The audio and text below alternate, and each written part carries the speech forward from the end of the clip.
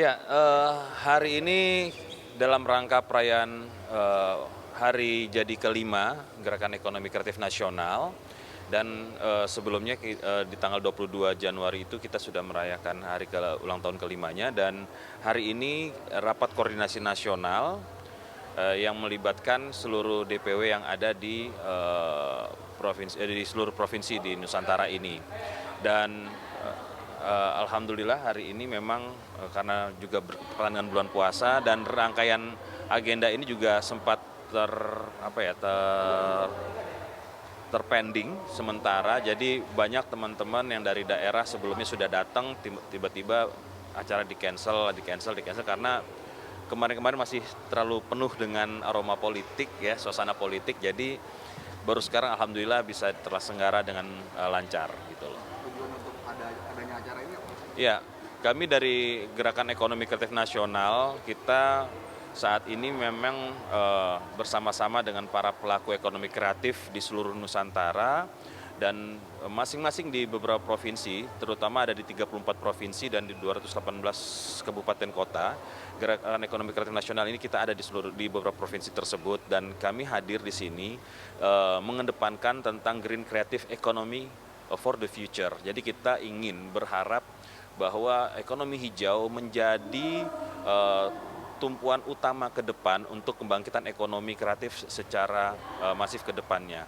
Dan ini yang harus kita dorong bersama-sama karena kita lihat bahwa dari pemerintah sendiri, terutama di Kementerian Pariwisata dan Ekonomi Kreatif juga saat ini sedang mendorong untuk ekonomi hijau. Dan kita berharap kita mempunyai peran yang bisa lebih aktif lagi untuk menyuarakan ekonomi kreatif hijau ini bisa timbul ke permukaan dan bisa memberikan titik harapan baru dari pendapatan ekonomi secara keseluruhan bagi para pelaku industri kreatif tentunya. Nah, di sini kita bersama-sama bertukar pikiran, melibatkan pemerintah daerah. Tadi ya sudah ada pemerintah daerah, Bapak Gubernur dari Kalimantan Utara, ada Wakil Ketua Komisi 10 DPR RI dari Parlemen dari Kang Deddy Yusuf juga hadir, dari Asosiasi Lingkungan ya, dan juga Kepedulian Wanita dari dari Turki juga hadir di sini. Dan ini juga melihat bahwa Indonesia saat ini mempunyai posisi yang sangat penting dalam pertumbuhan ekonomi kreatif ke depannya. Dan kita tahu saat ini ekonomi kreatif kita menduduki posisi ketiga di dunia setelah Amerika dan juga Korea Selatan. Jadi ini kita patut bangga gitu loh. Dan sekarang Gerakan Ekonomi Kreatif Nasional bersama para pelaku ekonomi kreatif lainnya juga kita telah berhasil mendorong adanya Hari Ekonomi Kreatif Nasional yang insya Allah diselenggarakan setiap tanggal 24 Oktober dan sudah ditetapkan oleh pemerintah. Nah, berarti Mas Ferry sendiri di Gcraft ini sebagai apa? Ya, saya sebagai Ketua DPP, Ketua Dewan Pimpinan Pusat, bidang event dan sosialisasi program, dan juga sebagai penanggung jawab tim kerja, penetapan dan perumusan, serta perayaan Hari Ekonomi Kreatif Nasional. Dari awal Mas berarti ada atau dari apa tuh Mas? Kan kita tahu karena Mas Ferry kan public figure, Yeah. terus akhirnya terjun ke dunia ekonomi kreatif gitu. Yeah. Ini merupakan salah satu organisasi yang akhirnya saya mau menerimanya ya, untuk bisa terlibat. Karena gini, begitu saya masuk dalam satu uniform yang diberikan ataupun yang diminta, saya nggak pernah yang namanya tuh setengah-setengah. Jadi kalau saya sudah masuk, kemudian kalau setengah-setengah, pengen gue masuk. Jadi karena saya melihat di sini gini loh, ini merupakan ungkapan terima kasih saya bahwa saya besar ini di industri atau di ekonomi kreatif. Kita tahu salah satu subsektornya adalah film, musik, seni pertunjukan, itu salah satu juga subsektor dari ekonomi kreatif. Nah, saya besar di industri itu. Saya bisa menafkahi keluarga saya, bisa apa semua dari industri itu. Dan ini merupakan salah satu ungkapan terima kasih saya kepada ekonomi kreatif. Makanya saya harus bisa berjuang sama-sama ngebangkitin ekonomi kreatif, memberikan peluang juga kepada teman-teman, dan kita mengedepankan literasi ekonomi kreatif supaya orang bisa notice lagi, tahu apa sih ekonomi kreatif sebenarnya Karena banyak masyarakat itu nggak sadar kalau dia tuh ada di zona kreatif gitu loh. Jadi makanya melalui organisasi ini, melalui Gcraft ini, saya berharap ke depannya nanti ekonomi kreatif ini yang di Indonesia bisa menjadi satu-satunya harapan bangsa ke depan gitu loh. Tulang punggung ekonomi sekarang kan ekonomi kreatif itu menyumbang pendapatan PDB nomor 2 di Indonesia ya. Jadi saya yakin ke depan kita bisa menyalip Eropa dan juga Amerika nanti. Besar di mana, Mas? Di film atau di sektor apa? Oh, ada 3 subsektor ya, 3 subsektor dari ekonomi kreatif yang sangat seksi, yaitu kuliner, fashion, dan juga kriya. Kita tahu bahwa kayak makanan kita aja, rendang itu favoritnya di dunia, seluruh dunia tahu rendang, ya kan? Menjadi nomor 1 gitu loh. Lalu sup terenak aja dari Indonesia, rawon. Itu telah ditetapkan juga gitu loh di dunia. Kalau nggak percaya, searching aja sendiri ya. Fashion kita sangat berkembang luar biasa. Bukan hanya fashion yang konvensional, tapi kok fashion yang berkaitan Muslim aja tuh sangat berkembang. Bahkan kita bisa meyakini bahwa ke depannya tren fashion Muslim dunia bisa berangkat dari Indonesia. Karena kita ngelihat bahwa perbedaannya tren fashion Muslim Indonesia aja tuh modelnya keren-keren. Coba berkembang, coba kita ngeliat di negara-negara lain, ya gitu-gitu aja udah. Ya kan? Nah, ini bisa terlihat. Dan terakhir adalah kriya, kerajinan tangan, ya, anyaman dan sebagainya. Dan itu sudah tidak bisa dipungkiri bahwa kriya sendiri sudah di beberapa negara ya nyarinya kemana, ke Indonesia, karena yang mempunyai keberagaman, mempunyai kemahiran dalam merangkai atau merajut itu adalah dari Indonesia semuanya. Makanya itu 3 subsektor.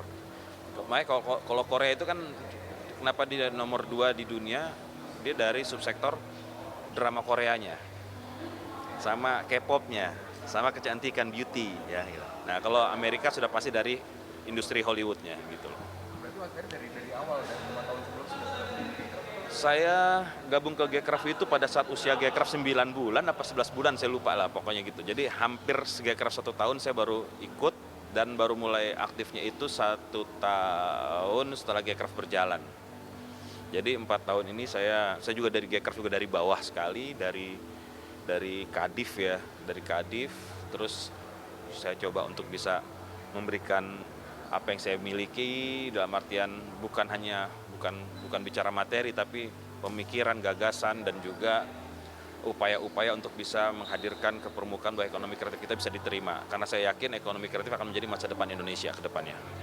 itu alasan Oh enggak. kalau dunia internet Iya. kita lihat mungkin kondisinya di rumah Iya. kita melihat Mas Ferry lagi ya.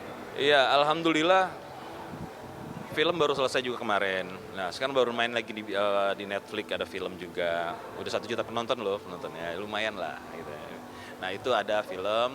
Terus kalau untuk di TV saya memang waktunya banyak tersita karena ya selain ngurus organisasi juga ada usaha juga di bidang MICE, di bidang ekonomi kreatif juga gitu. Tetap jalan. Bahkan juga sekarang juga saya kan lagi banyak memproduksi beberapa musisi-musisi juga. Jadi kan itu ekonomi kreatif juga, di industri kreatif juga. Jadi tetap bisnis saya juga nggak pernah jauh irisannya dari ekonomi kreatif gitu loh. Jadi kalau sekarang Gcraft juga punya film yang insya Allah bakal rilis juga. Kebetulan saya produsernya juga di situ gitu loh. Jadi ada ntar. Oh, berarti lebih banyak di belakang layar sekarang, Mas? Ya, belakang layar untuk musik, film, untuk MICE ya, untuk event. Sampai sekarang sih alhamdulillah. Karena backbone kita memang kalau usaha saya memang backbone-nya di MICE. Untuk kegiatan Mas Ferry sendiri di bulan Ramadan ini seperti apa sih, Mas? Di bulan Ramadan ini kegiatan saya ada beberapa bangun, selain pekerjaan sama korporasi, antar korporasi gitu ya, corporate, baik itu aktivasi programnya, baik itu eventnya, baik itu campaign-nya, belum ngurusin organisasi, ada ya membawa jamaah juga untuk haji dan umroh juga gitu kan. Ada travel haji dan umroh juga punya keluarga.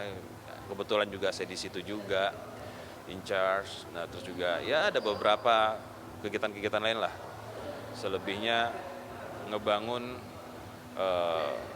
gimana caranya menjaga ekosistem ekonomi kreatif ini tetap bisa berjalan bersama teman-teman di Gcraft ini. Kita juga bukan sekedar hore-hore aja, tetap kita bangun komunikasi dengan pihak-pihak lain, kita bangun sinergi, kita kedepankan yang namanya kolaborasi, adaptasi, dan inovasi. Jadi itu semua itu kita kumpulkan, kita bangun, kita bangkit sama-sama. Seperti contohnya salah satunya ibu kota negara, ibu kota Nusantara nanti ke depannya. Ya kita harus dorong juga nih, gimana nanti kalau ada ibu kota baru, kehidupan ekonomi, ekosistem ekonomi kreatif juga harus dijaga. Nah kita gimana cara mikirin itu juga gitu loh, membangun relasi seluas-luasnya, seluas-luasnya gitu loh. Jadi banyak lah yang dikerjain. membagi waktu dengan keluarga, apalagi dengan anak itu Iya. di bulan Ramadan itu Gimana tuh ya, itu memang agak sulit ya. juga agak sulit sih. Apalagi anak sudah mulai, udah hampir 13 tahun usianya. Umur remaja itu Iya itu dia, jadi udah mulai komplain terus kalau misalnya saya pulang tengah malam atau pulang apa selalu diteleponin, teror, terus sahur juga pasti ya gitulah, memang deket memang sama saya. Ya cuma bisa ngasih pengertian aja, tapi bagaimanapun juga setiap dalam 1 minggu saya selalu menyiapkan waktu 1 sampai 2 hari itu emang quality time untuk saya sama anak dan istri gitu loh. Jadi kalaupun saya ada kegiatan, saya mikir oh kayak bisa nih ajak istri bawa anak, ya gue bawa sekalian di kegiatan tersebut gitu kan. Atau karena kan kegiatan paling ya sejam 2 jam selesai, terus saya pindah ke kegiatan lain gitu. Karena satu hari saya bisa ada beberapa kegiatan lah, ada beberapa agenda gitu. Karena juga yang memang harus komunikasikan antar ketemu para pejabat-pejabat ini nggak mudah-mudah juga ya. Kita memang harus bangun relasi komunikasi yang cukup intens gitu. jadi memang jarang ada waktu, tapi sekali ada waktu kualitasnya ditinggiin gitu Mas.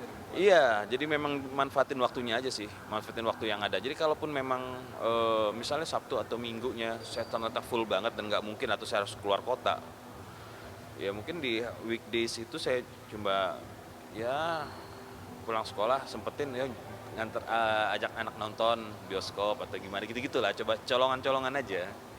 Jadi paling nggak harus ada harus ada ngebonding tuh harus kita jaga sih. Jangan sampai anak tuh merasa kehilangan langkah bapaknya kemana sih nggak pernah pulang itu segala macam. Karena jujur kadang dalam sebulan itu waktu saya di Jakarta malah jarang sebenarnya gitu loh. Jadi lebih banyak keliling keluar kota gitu, keluar daerah, keluar negeri juga gitu kan. Jadi ya gitulah. Jadi mau nggak mau. Untuk istri sendiri mungkin ada komplain gitu kapan saya Alhamdulillah istri saya nggak komplain, ya komplain sih kadang-kadang. Karena dia juga sibuk ya, istri juga sibuk, dia punya kegiatan juga, bahkan dia lebih sibuk dari saya kayaknya. Jadi tapi kita saling support, kita saling ngisi. Kadang saya ikut kegiatan dia dan dia juga ikut kegiatan saya. Jadi benar-benar sesantai itulah, kita nggak pernah mau ribet-ribet apa. Dan ada satu usaha juga kita bangun sama-sama gitu kan, kita jalan bareng-bareng. Jadi kalau emang lagi in charge untuk di usaha itu, lagi on duty di situ ya kita bareng-bareng gitu loh. Jadi nggak ada apa ya komplain wajar lah, komplain wajar lah, paling pulang jam malaman atau gimana itu biasa gitu. yang penting kasih pengertian gitu. Iya betul, karena kalau saya malah tipe yang apa ya, lebih kalau sudah waktunya saya di rumah gitu loh.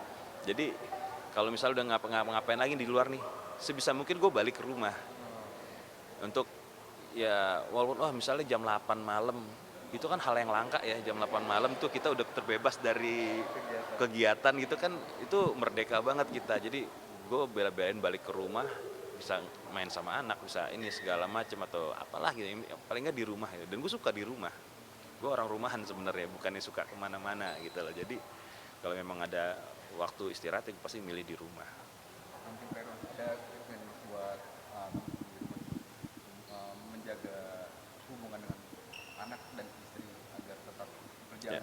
Ya baik, mungkin aku bukan bisa dijadikan seorang panutan atau patokan ya untuk bisa pemikiran ini bisa diterima. Tapi paling tidak ini bekerja ya, yang saya lakukan untuk saya berikan kepada anak dan istri. Salah satunya adalah memberi tahukan kepada istri dan anak apa sih yang kita lakukan di luar dan bagaimana yang kita lakukan itu untuk siapa Itu satu, memberikan apa ya, penegasan seperti itu supaya anak juga tahu, oh orang tuanya di luar tuh bukan main-main, orang tuanya itu nyari uang untuk bayar sekolah. Nah, seperti itu. Jadi benar-benar anak tuh harus dikasih tahu, harus dikasih knowledge seperti itu. Cuma kadang-kadang kita sebagai orang tua juga harus tahu ngukur diri, ngukur waktu, ngukur sikap juga. Gimana caranya kita bisa ngukur waktu kita juga tidak berlebihan dengan aktivitas kita yang istilahnya yang sudah tidak produktif, nggak usah dilakukan, pulang aja langsung gitu. Jadi kalau misalnya mau waktunya produktif, waktunya memang untuk agenda yang ditentukan, ya sudah laksanakan sebaik mungkin. Apabila nanti sudah selesai, balik. Jadi itu tadi, kadang-kadang ada juga orang kan yang pengen tuh, wah gimana caranya cari peluang di mana-mana ya. Peluang tetap harus ada, tapi tetap harus bisa ngukur diri. Lalu juga memberikan komitmen kepada anak dan istri itu sangat penting, yaitu adalah waktu untuk bisa ngebonding bareng-bareng. Ngebonding itu nggak mesti harus jalan-jalan ke mall, nggak mesti harus ngapa-ngapain. Ya main seru-seruan di kasur aja, seru-seruan tuh ngobrol-ngobrol tuh udah ngebonding banget sebenarnya. Jadi nggak perlu kita harus kayak gimana-gimana. Tapi kalau bisa ya bawa rekreasi itu juga jauh lebih baik.